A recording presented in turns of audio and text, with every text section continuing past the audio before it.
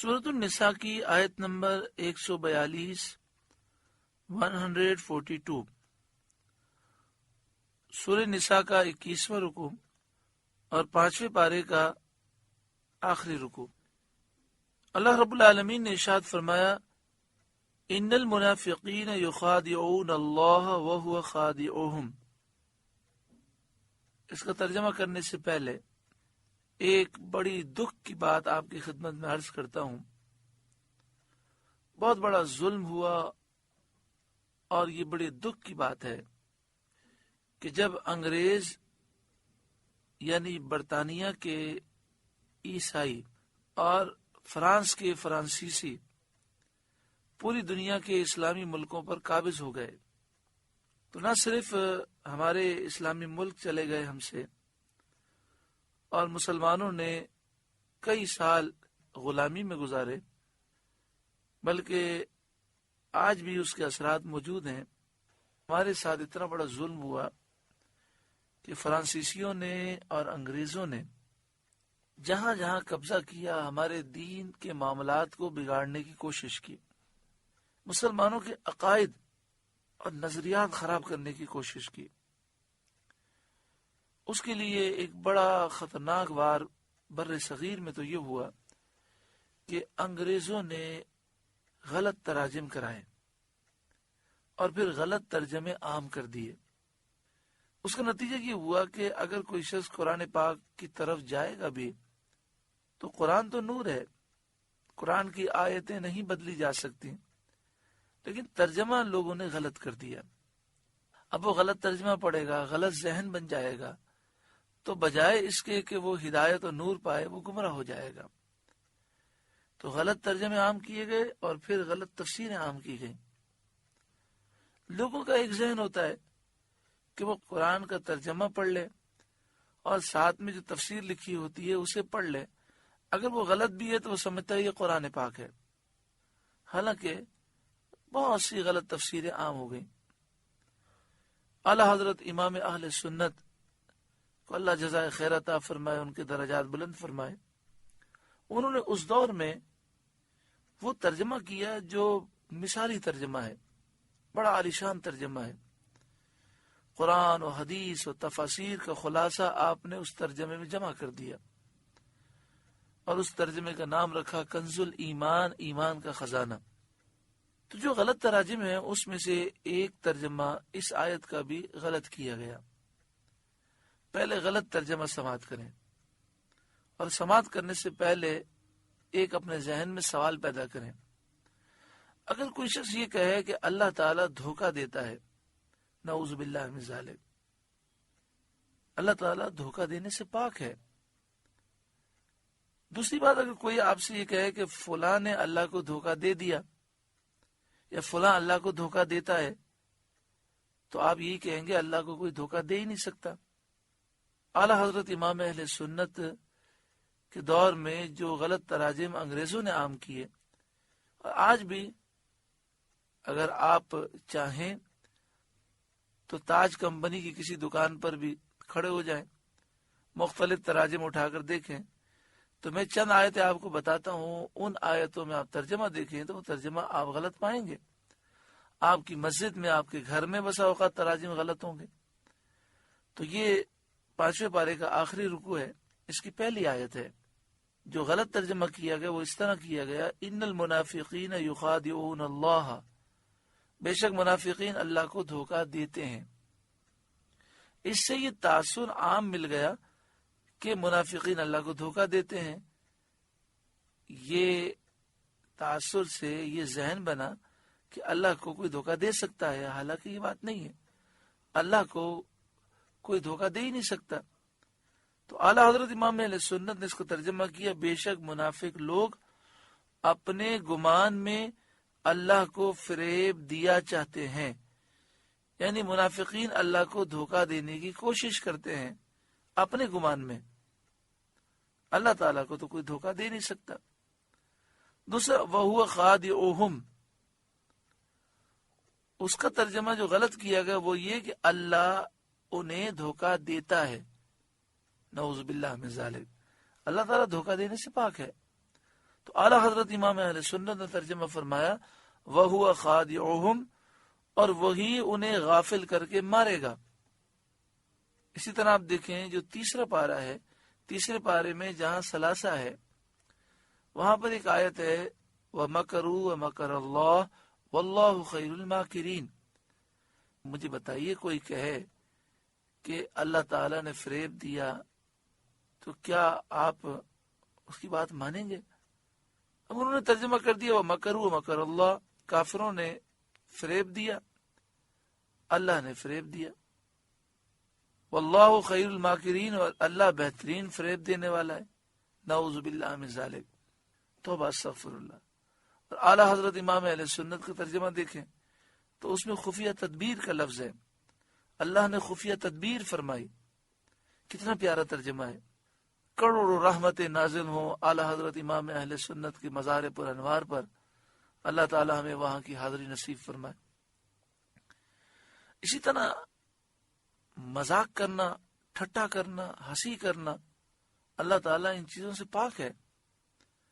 سورہ بقرہ کی آیت نمبر 15 اللہ یستہزئ بہم، اس کا ترجمہ کر دیا گیا کہ اللہ ان سے ٹھٹا کرتا ہے، بعض نے کر دیا اللہ مذاق کرتا ہے، بعض نے کہا اللہ تعالیٰ ہنسی کرتا ہے، نعوذ باللہ من ذالک۔ پھر اس کا نتیجہ کیا ہوا؟ نتیجہ یہ ہوا کہ انٹرنیٹ پر بہت ساری ویب سائٹ بن گئی۔ عیسائیوں نے ویب سائٹ بنا کر یہ اعتراض کیا کہ یہ اگر اللہ کا کلام ہے تو یہ تو اللہ کی توہین کر رہا ہے۔ مسلمان تو اللہ کو یہ مانتے ہیں کہ اللہ دھوکہ دیتا ہے، فریب کرتا ہے، اللہ تعالیٰ ہنسی کرتا ہے، ٹھٹا کرتا ہے، مذاق کرتا ہے۔ تو اس کا جواب یہی دیا گیا کہ یہ ترجمے غلط ہیں۔ بس عرض یہ ہے کہ اللہ سے دعا مانگیں، اللہ تعالیٰ ان کافروں کی سازشوں کو ناکام بنائے، صحیح ترجمہ اور صحیح تفسیر عام ہو جائے۔ ان المنافقین یخادعون اللہ، بے شک منافق لوگ اپنے گمان میں اللہ کو دھوکہ دینا چاہتے ہیں، فریب دینا چاہتے ہیں، کیونکہ حقیقت میں تو اللہ کو فریب دینا ممکن ہی نہیں ہے۔ یہاں پر ایک سوال پیدا ہوتا ہے کہ منافقین تو اللہ کو مانتے تھے، منافقین اللہ کی توحید کو بھی مانتے تھے، اللہ کو وحدہ لا شریک بھی مانتے تھے، منافقین اللہ کے سوا کسی کی پوجا بھی نہیں کرتے تھے، اللہ کے سوا نہ کسی کو الہ مانتے نہ خدا مانتے۔ منافقین نبی اکرم صلی اللہ علیہ وآلہ وسلم کے بے ادب تھے، دل میں حضور کی محبت نہیں رکھتے تھے، حضور کی تعظیم و توقیر سے دور تھے، اور مسلمانوں کے دلوں میں وسوسے پیدا کرنے کی کوشش کرتے، کبھی حضور کے علم پر اعتراض کرتے، کبھی حضور کی شان پر اعتراض کرتے۔ یہ منافقوں کی علامتیں ہیں اور یہ منافقوں کا طریقہ ہے۔ تو سوال یہ ہے کہ منافقین تو اللہ کو مانتے تھے، تو یہ کیا اس آیت کے معنی ہوئے کہ بے شک منافق لوگ اپنے گمان میں اللہ کو فریب دیا چاہتے ہیں، اللہ کو فریب دینا چاہتے ہیں۔ منافقین تو اللہ کو فریب دینے کی کوشش کرتے ہی نہیں تھے۔ تو فرمایا یہاں پر مراد ہے منافقین رسول اللہ کو دھوکہ دینے کی کوشش کرتے ہیں، اور منافقوں کو اس آیت میں یہ بتایا گیا کہ رسول کا اللہ کے دربار میں وہ قرب ہے کہ رسول اللہ کو دھوکہ دینے کی کوشش کرنا در حقیقت اللہ کو دھوکہ دینے کی کوشش کرنا ہے۔ وَهُوَ خَادِعُهُمْ، اور وہی انہیں غافل کر کے مارے گا۔ تو جو نبی اکرم صلی اللہ علیہ وآلہ وسلم کی گستاخی اور بے ادبی کرتا ہے، جو حضور کی تعظیم، محبت اور حضور کی عزت لوگوں کے دلوں سے نکالنے کی کوشش کرتا ہے، جو حضور کی شان و عظمت پر اعتراض کرتا ہے، وسوسے پیدا کرنے کی کوشش کرتا ہے، وہ ایسا برباد ہوتا ہے کہ اسے بھی معلوم نہیں ہوتا کہ میری بربادی کتنی قریب آ چکی ہے۔ وَإِذَا قَامُوا إِلَى الصَّلَاةِ، اور جب نماز کو وہ کھڑے ہوتے ہیں، قاموا کسالى، ہارے جی سے، یعنی سستی کے ساتھ نماز وہ ادا کرتے ہیں، کیونکہ ایمان تو ہے نہیں جس سے عبادت کا ذوق اور لطف انہیں حاصل ہو، صرف ریاکاری و دکھلاوا کرتے ہیں، اس لیے منافقین کو نماز بوجھ محسوس ہوتی ہے۔ اب سوال یہ ہے کہ جب دل میں ذوق نہیں ہے تو پھر یہ لمبی لمبی نمازیں کیوں پڑھتے ہیں؟ کیونکہ منافقین صحابہ کرام کے سامنے لمبی لمبی نمازیں پڑھتے، خوب قرآن پاک کی تلاوت کرتے اور خوب تصنع بناوٹ کرتے کہ ان کے جیسا تو کوئی نیک دنیا میں ہے ہی نہیں۔ گفتگو کرتے تو گفتگو میں ایسا لگتا جیسے بڑی آخرت کی فکر ہے ان کو۔ تو فرمائے یراؤن الناس، لوگوں کو دکھاوا کرتے ہیں۔ یہ لمبی لمبی نمازیں دل سے نہیں پڑھتے، دل میں تو سستی ہے، کاہلی ہے، دل میں تو ذوق نہیں ہے، لیکن لوگوں کو متاثر کرنے کے لیے اور دکھانے کے لیے وہ نمازیں اور دیگر عبادات کرتے ہیں۔ وَلَا يَذْكُرُونَ اللَّهَ إِلَّا قَلِيلًا، اور اللہ کو یاد نہیں کرتے مگر تھوڑا۔ اس طرح کے مسلمانوں کے پاس ہوئے تو نماز پڑھ لی اور بالکل تنہائی میں اپنے کمرے میں بند ہیں تو نمازوں کی کوئی پرواہ نہیں ہے۔ منافقین جب اپنے گھر میں کمرے میں اکیلے ہیں تو نماز کی انہیں پرواہ نہ ہوتی تھی، لیکن مسلمانوں کے سامنے تو بڑی لمبی لمبی نمازیں پڑھتے تھے۔ تو یہ تو ایک ایسا معاملہ تھا کہ رب العالمین ہی جانتا ہے۔ اس نے بیان فرما دیا وَلَا يَذْكُرُونَ اللَّهَ إِلَّا قَلِيلًا، اور اللہ کو یاد نہیں کرتے مگر تھوڑا۔ مُذَبْذَبِينَ بَيْنَ ذَلِكَ، بیچ میں ڈگمگا رہے ہیں، کفر اور ایمان کے درمیان۔ لا الہ ہؤلاء ولا الہ ہؤلاء، نہ ادھر کے نہ ادھر کے، نہ پکے مومن ہے اور نہ کھلے کافر ہیں۔ وَمَن يُضْلِلِ اللَّهُ فَلَن تَجِدَ لَهُ سَبِيلًا، اور جسے اللہ گمراہ کرے تو اس کے لیے تو کوئی راستہ نہ پائے گا۔ یعنی یہ گمراہ ہو گئے، انہیں کچھ سمجھ نہیں آتا کہ اس طرح کی منافقت سے اور مسلمانوں کو بے وقوف بنانے سے کیا ہوتا ہے۔ اللہ تو سب کچھ جانتا ہے۔ یا ایھا الذین آمنوا، اے ایمان والوں، لا تتخذوا الکافرین اولیاء من دون المؤمنین، کافروں کو دوست نہ بناؤ مسلمانوں کے سوا۔ اس آیت میں مسلمانوں کو بتایا گیا کہ کفار کو دوست بنانا منافقین کی عادت ہے، تم اس سے بچو۔ کتنا واضح حکم ہے، پھر بھی سمجھ نہیں آتی یہ بات کہ آج کا مسلمان کیوں اس بات پہ الجھتا ہے۔ جب کہا جائے کافر سے، ہندو سے، یہودی عیسائی سے دوستی نہ رکھو، قادیانیوں سے اور دیگر بد مذہب بد عقیدہ لوگوں سے جو میلاد پر اعتراض کرنے والے ہیں، جو صلاۃ و سلام پر اعتراض کرنے والے ہیں، جو مسلمانوں پہ شرک و بدعت کے الزام لگانے والے ہیں، ان سے دوستی نہ کرو، تو کہتے ہیں آپ بڑی تنگ نظری رکھتے ہیں، آپ میں وسعت نہیں ہے، کوئی فرق نہیں پڑتا ان سے دوستی کرنے میں۔ قرآن کا واضح حکم ہے، یا ایھا الذین آمنوا لا تتخذوا الکافرین اولیاء من دون المؤمنین، اے ایمان والوں کافروں کو دوست نہ بناؤ مسلمانوں کے سوا، صرف مسلمانوں کو اپنا دوست بناؤ۔ ہمارا دوست ہو عاشق رسول، ہمارا دوست ہو جو حضور صلی اللہ علیہ وسلم سے محبت کرنے والا ہو، جو حضور کی شان و عظمت بیان کرنے والا، جو اعلیٰ حضرت امام اہل سنت کا غلام ہو، جو داتا گنج بخش کا غلام ہو، جو حضور غوث اعظم کا غلام ہو۔ اتریدون ان تجعلوا للہ علیکم سلطانا مبینا، کیا تم یہ چاہتے ہو کہ اپنے اوپر اللہ کے لیے صریح حجت کر لو؟ تم کیا چاہتے ہو کہ تم جہنمی بن جاؤ؟ کیوں کافروں سے دوستیاں کرتے ہو؟ ان المنافقین فی الدرک الاسفل من النار، بے شک منافق جہنم کے سب سے نیچے طبقے میں ہیں۔ یعنی منافقین کل بروز قیامت جب جہنم میں جائیں گے تو سب سے نچلے طبقے میں ہوں گے، منافق کا عذاب کافر سے بھی زیادہ ہے، کیونکہ وہ دنیا میں اسلام کا اظہار کر کے مجاہدین کے ہاتھوں سے بچا رہا ہے، اور کفر کے باوجود مسلمانوں کو مغالطہ دینا اور اسلام کے ساتھ مذاق اڑانا اس کا شہوہ رہا ہے۔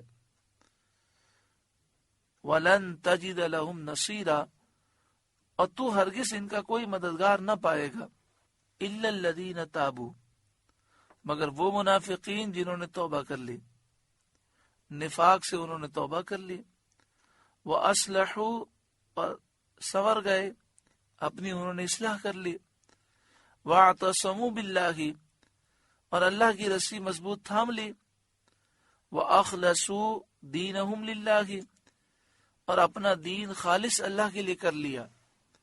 یعنی وہ منافقین جنہوں نے توبہ کر لی، اپنی اصلاح کر لی، اللہ کی رسی مضبوط تھام لی، اپنا دین خالص اللہ کے لیے کر لیا، تو ان کی اللہ تعالیٰ توبہ قبول فرمائے گا۔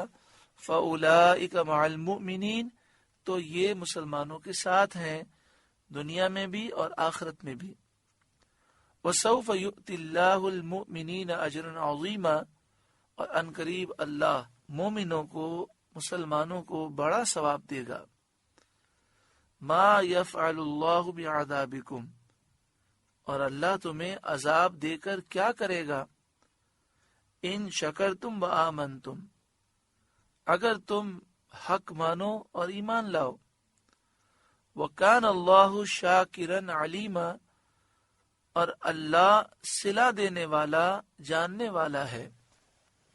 یعنی اگر انسان ایمان لائے اور نیک اعمال اختیار کرے تو اللہ تعالیٰ اسے عذاب نہیں دے گا، دنیا بھی سنور جائے گی اور آخرت بھی سنور جائے گی، ہر چیز میں اللہ تعالیٰ برکت پیدا کر دے گا۔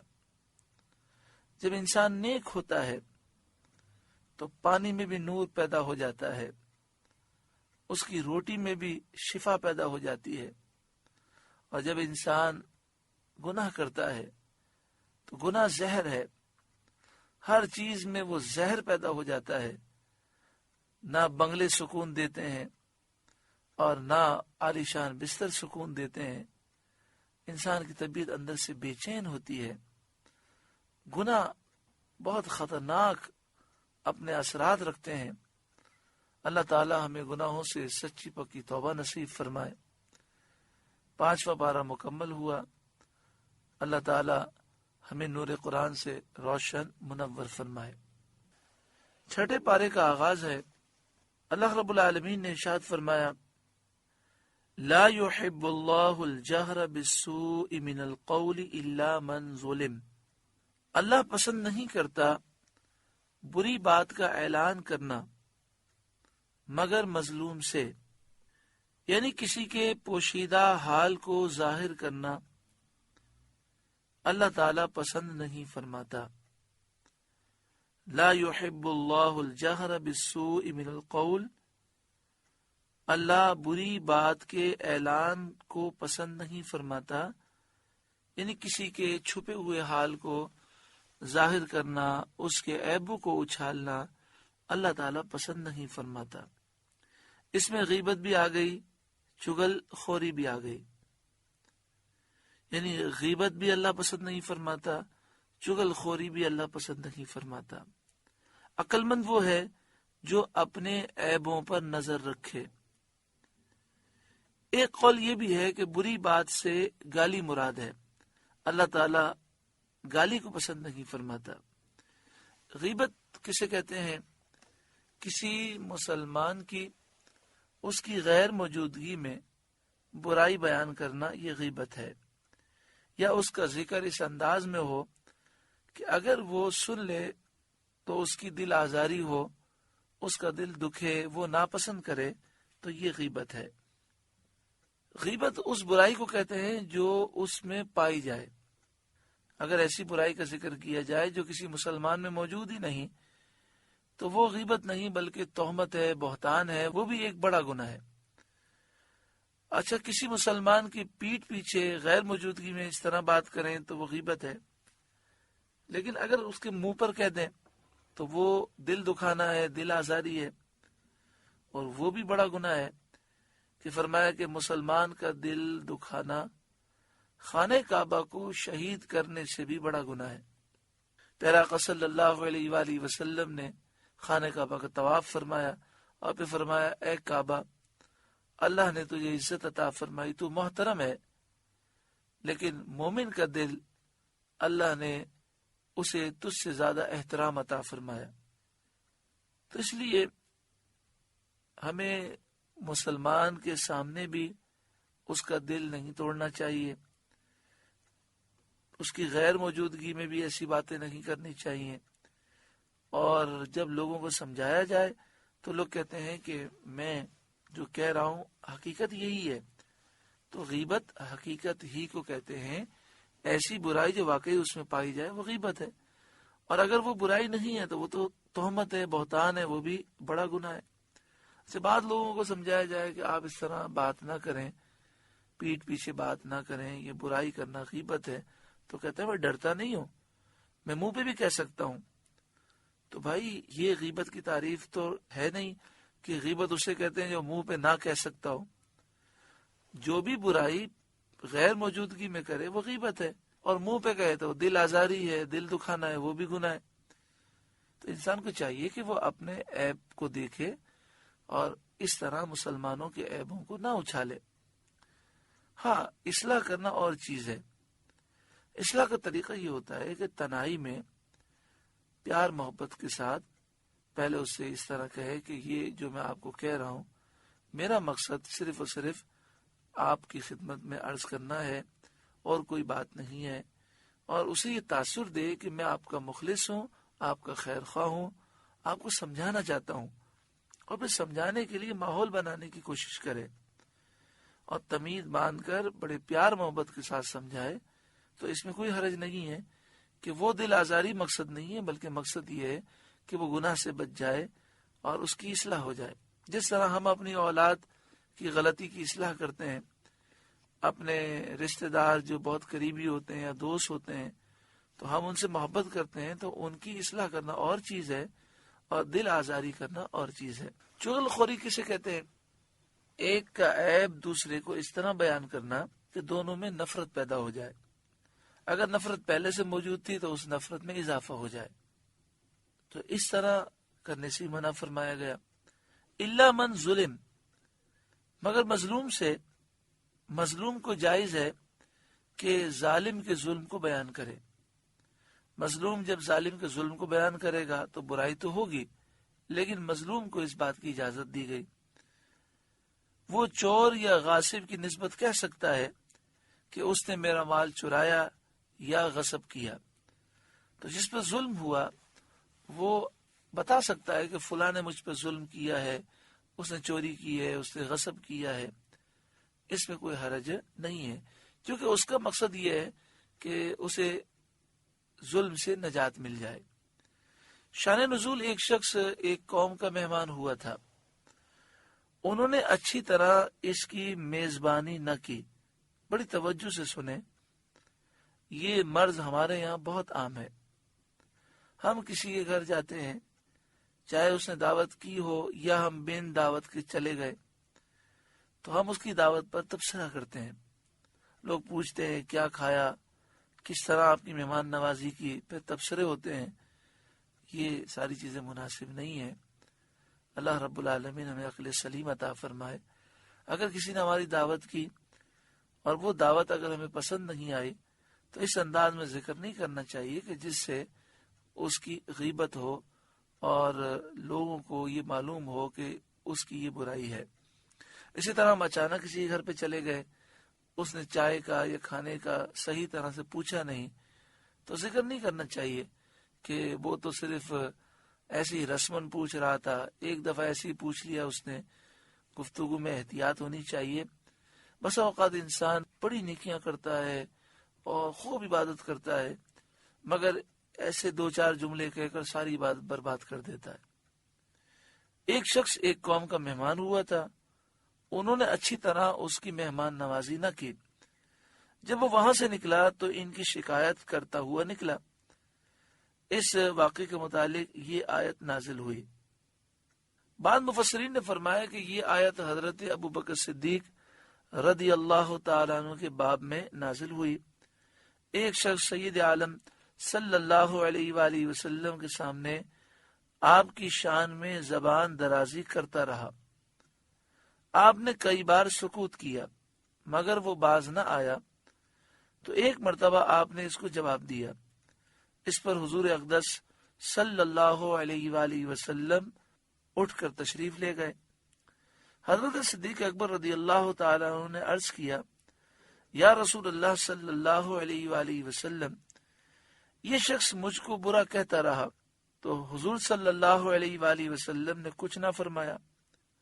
میں نے ایک مرتبہ جواب دیا تو حضور صلی اللہ علیہ وآلہ وسلم اٹھ گئے، فرمایا ایک فرشتہ تمہاری طرف سے جواب دے رہا تھا، جب تم نے جواب دیا تو فرشتہ چلا گیا اور شیطان آ گیا۔ اس کے متعلق یہ آیت نازل ہوئی۔ یہ بات حضرت علامہ مولانا صدر الافاضل مولانا نعیم الدین مراد آبادی علیہ رحمہ نے تفسیر خزائن العرفان میں لکھی۔ وَكَانَ اللَّهُ سَمِيعًا عَلِيمًا، اور اللہ سننے والا جاننے والا ہے۔ ان تبدو خیرن، اگر تم کوئی بھلائی اعلانیہ کرو، او تخفوہ یا چھپ کر کرو، او تعفو عن سوء یا کسی کی برائی سے درگزر کرو، جس طرح حضرت صدیق اکبر رضی اللہ تعالی عنہ نے درگزر فرمایا۔ فَإِنَّ اللَّهَ كَانَ عَفُوًّا قَدِيرًا، تو بے شک اللہ معاف کرنے والا قدرت والا ہے۔ تم اس کے بندوں سے درگزر کرو، وہ تم سے درگزر فرمائے گا۔ حدیث شریف میں ہے، تم زمین والوں پر رحم کرو، آسمان والا تم پر رحم کرے گا۔ یہاں فرمایا ان تبدو خیرن، اگر تم کوئی بھلائی اعلانیہ کرو، او تخفو یا چھپ کر کرو، تو نیکی اعلانیہ کر سکتے ہیں، مگر دل میں نیت صحیح ہونی چاہیے۔ دل میں یہ خیال نہیں آنا چاہیے کہ لوگ میری واہ واہ کریں گے، لوگ تعریف کریں گے، اور جہاں یہ خطرہ محسوس ہو تو پھر نیکی چھپ کر کرنی چاہیے۔ ان الذین یکفرون باللہ، بے شک وہ لوگ جو اللہ کو نہیں مانتے، ورسلہ، اور اس کے رسولوں کو نہیں مانتے، وَيُرِيدُونَ، اور وہ چاہتے ہیں، أَن يُفَرِّقُوا بَيْنَ اللَّهِ وَرُسُلِهِ، کہ اللہ سے اس کے رسولوں کو جدا کر دیں، اس طرح جدا کر دیں کہ اللہ پر ایمان لائیں اور اس کے رسولوں پر ایمان نہ لائیں۔ وَيَقُولُونَ، اور وہ کہتے ہیں، نُؤْمِنُ بِبَعْدٍ، ہم کسی پر ایمان لائے، وَنَكْفُرُ بِبَعْدٍ، اور کسی کا ہم نے انکار کیا۔ وَيُرِيدُونَ أَن يَتَّخِذُوا بَيْنَ ذَلِكَ سَبِيلًا، اور چاہتے ہیں کہ ایمان اور کفر کے درمیان کوئی راستہ نکال لیں۔ أُولَئِكَ هُمُ الْكَافِرُونَ حَقًّا، یہی پکے کافر ہیں۔ وَأَعْتَدْنَا لِلْكَافِرِينَ عَذَابًا مُهِينًا، اور ہم نے کافروں کے لیے ذلت کا عذاب تیار کر رکھا ہے۔ یہ آیت یہودیوں اور عیسائیوں کے بارے میں نازل ہوئی کہ یہودی حضرت موسیٰ علیہ السلام پر ایمان لائے، اور حضرت عیسیٰ علیہ السلام اور سید عالم نور مجسم صلی اللہ علیہ وآلہ وسلم کے ساتھ انہوں نے کفر کیا۔ عیسائی حضرت عیسیٰ علیہ السلام پر ایمان لائے، اور انہوں نے سید عالم صلی اللہ علیہ وآلہ وسلم کے ساتھ کفر کیا۔ تو فرمایا کہ جو لوگ اللہ اور اس کے رسولوں کے ساتھ کفر کرتے ہیں، اللہ کو اور اس کے رسولوں کو نہیں مانتے، اور چاہتے ہیں کہ اللہ سے اس کے رسولوں کو جدا کر دیں، اور کہتے ہیں کہ ہم کسی پر ایمان لائے، کسی پر ہم ایمان نہ لائے، اور وہ کفر اور ایمان کے درمیان کوئی راستہ نکالنا چاہتے ہیں، یہی لوگ پکے کافر ہیں، اور انہی کے لیے اللہ تعالیٰ نے ذلت کا عذاب تیار کر رکھا ہے۔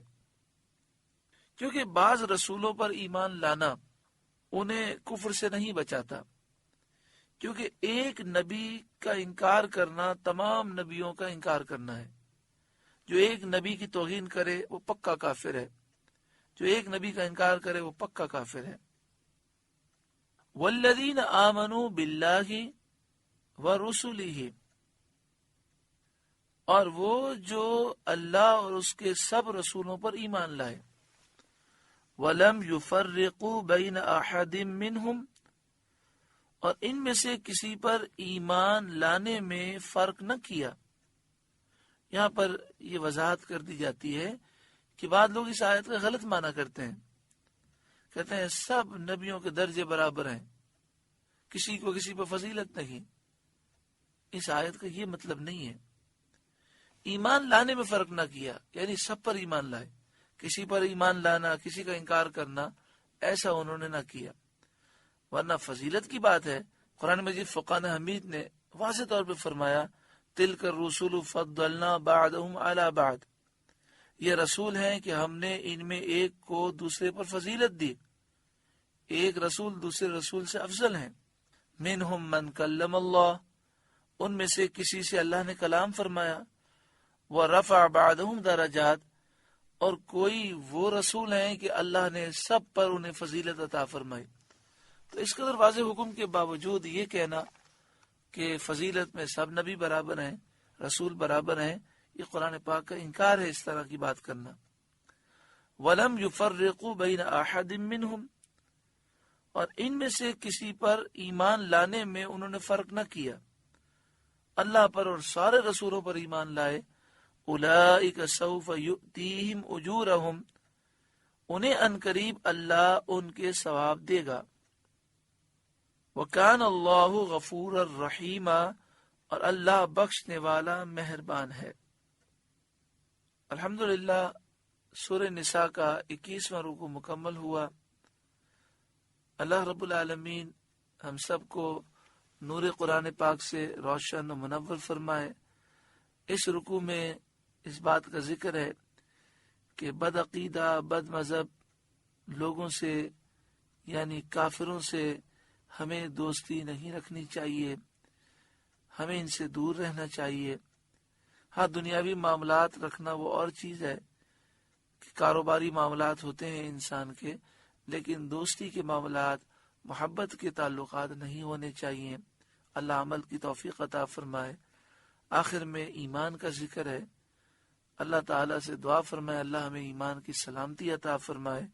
اور آخر میں فرمایا گیا وکان اللہ غفور الرحیم، اللہ ہماری بخشش فرمائے، ہم پر رحم فرمائے.